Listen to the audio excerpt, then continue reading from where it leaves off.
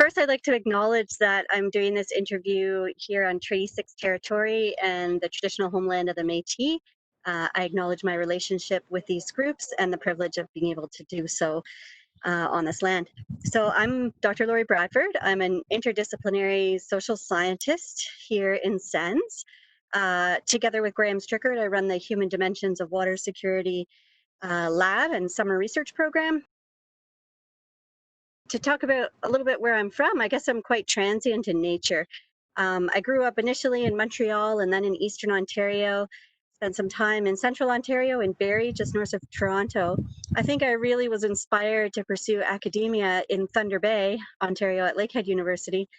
And then I did my PhD in New Zealand and came back and eventually settled in Saskatoon. So I'm quite well traveled. If I were to think of some place that's home, I think for me it's in the classroom or in the research lab.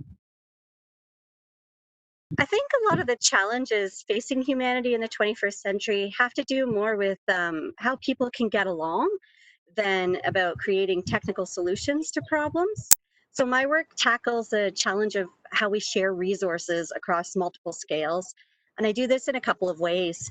So at the theory level, students in my lab and I explore human dimensions of problems with natural resources. And I use a social psychological lens. So looking at how empathy is increased in situations where resources need to be shared, how access to drinking water in Indigenous communities can be improved through building reconciliation and relationships, how communities can cope better with flooding and other uncertainties as we tackle climate change, and how natural resource policy problems can interfere with the dignity of the person. So at the methodological level, students in my lab and I are working to make new approaches to study these kind of problems and to blend different ways of knowing and share in knowledge co-creation so we can figure out new solutions. Of the goals for sustainable development, I think during the last decade, because most of my work has been in the context of water and access to water and water quality and quantity, goal 6 is where I make the most headway. I'm focused more and more on inequities in water and sanitation here in Canada and abroad. But in doing that, I realized that intertwined with goal 6 was also goal 5, gender equality, goal 10, reducing inequalities, which exist even here in Canada, a country with the world's most fresh water, and also goal 17, partnerships. Now, this is one that often doesn't get a lot of attention, being the last one on the list, but partnerships are really key for being able to make research progress, provide opportunities for enriching your learning as students here in SENS, and ultimately affect change in policy and practice so we can have cleaner and more consistent access to water.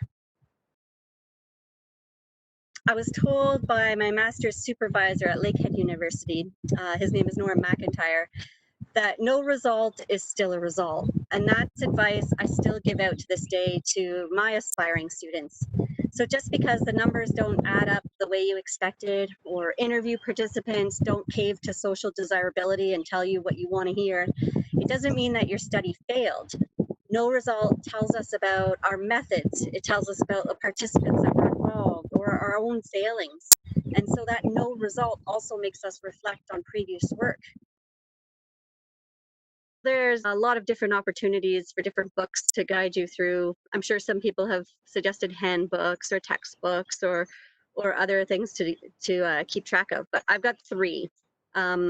I recently read Braiding Sweetgrass by Robin Kimmerer, and I highly recommend it because it beautifully blends Indigenous and Western sciences together in a very relatable narrative.